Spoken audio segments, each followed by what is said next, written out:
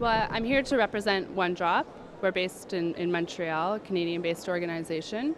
This is our first time at COP, and we felt that it was really important to be a part of this convention, considering One Drop works towards providing access to water, safe water, and that water is a vital source that is the core for life and biodiversity. So it seems like a perfect match for us to be here. Um, Tell us about One Drop. Since the time it started, the kind of activities One Drop takes up.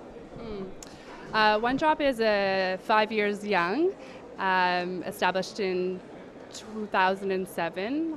Our founder is Guy Laliberté. He's actually the founder of Cirque du Soleil.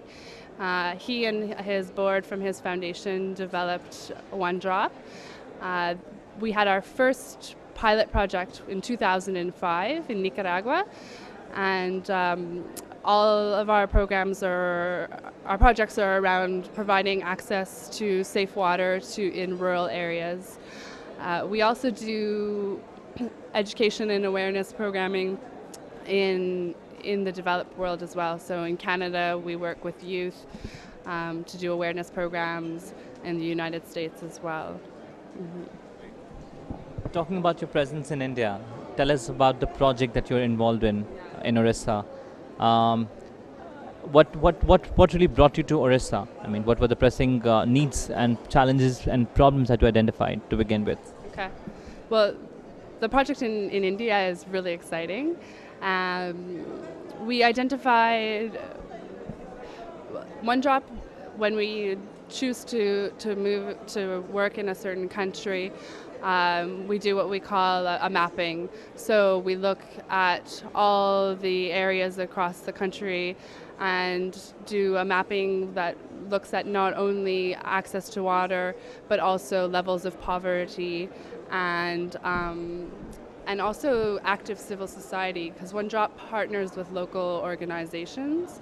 And so how active are the local NGOs? What are the kind of work that they do? We like to work with really creative organizations, so that's something that attracts us. And Orissa seemed like a good fit. Orissa being one of the 6 poorest states in India, with many challenges to access to water. We work in the district of Ganjam, which borders here in Andhra Pradesh. And Ganjam has many challenges with access to water. Predominant one would be the lack of sanitation facilities, and thus the unclean water. Yeah. Specific activities, the means to deliver accessibility to clean and drinking water to people. So what are the means? What are the tools that you use? So One Drop has what we call the tripod approach, and the tripod approach is composed of 3 components. So we have a technical component, a microfinance component, and a social arts component. So the technical component is working with local technologies to provide access to water. So it can range, and it should be local specific with technologies that the villagers and the locals that we work with in the rural areas can understand, maintain, even build themselves. So that is kind of the technical component. It can be anything from repatriating of wells or building hand pumps or water filters, purifiers, depending on what the specific issue in that region is. Along with the technical component, the other component is microfinance. Once a family or a community has access to water, they can have more income generation, potentially even have a garden plot where they're growing vegetables that they can then go sell in the local markets. So we like to be able to work with a local microfinance institution who can provide loans to these families to then increase their household income. But all of those two components can't function without the social arts and popular education component. And this is something that's really creative and One Drop is quite successful with, I'd like to say. The social arts popular education component is using different means of art forms to work with the community, to interact with the community. So examples are theater shows, educational arts-based workshops, and then also forms of documentation and resources. All of those initiatives are done with local organizations. So here in India, in Orissa, we partner with Natya Shatana, who develops, it's Theatre for Awareness, and they develop theater shows. In fact, they tour on bicycle. They go from community to deliver their performance. Prior to all of the work with the social, all of our work, we do a diagnosis of the area, not only looking at what are the challenges towards access to water, but also what are the cultural, socioeconomic components and elements that are in the area. So when we design theater shows or workshops, it's always integrating the local culture, traditions. So the theater show integrates local sounds, music, dialect. The costuming is also very local, culturally specific. The workshops in India are really interesting as well. We partner with Bakul Foundation, which is an organization based in Bhubaneswar, and they do a 6-day residential arts-based workshop. So they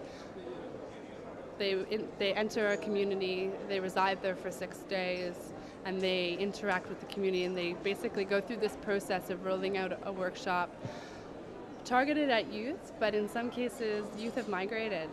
So we'll work with any community member, and that's pretty much the core of it. Okay, yes, you work with the youth as agents of change, but it's important to speak with the elders. It's important to reach out to the children as well. And they identify what the local arts are in that community and foster and harness those great skills to explore issues on water and sanitation. So their outputs can be murals, small little theater shows, picture books, storytelling. The list is quite long, and we don't prescribe what the art output should be. It's based on what is already there in the community. The project has been on ground for a little over a year now. Would you like to share with us some success story or some positive impact that you have already been able to observe? Yeah. Well, in India, our technical partner is Gram Vikas, which is a internationally renowned awarded organization. They have a very strong mantra program which provides access to water and sanitation. Gram Vikas works with the community to implement water and sanitation systems. Of course, there's always the challenge of community mobilization, and we're working with Gram Vikas in 100 villages who are communities that they are already engaged in dialogue with, have held many community forums, and are what we call in the mobilization phase. So they haven't yet fully committed, they haven't fully signed on to say this is what we want to do, because it takes their time, their labor, and they also have to build a corpus fund, so they'll have to contribute monies. So it's quite a big decision for a poor household to take a step towards.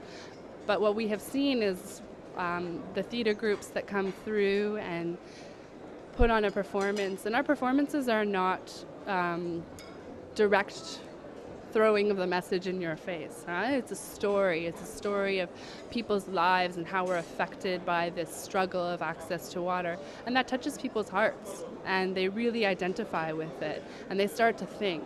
But the stories are also about finding solutions too. We're not providing the solutions per se, saying, here's the program, sign up for it.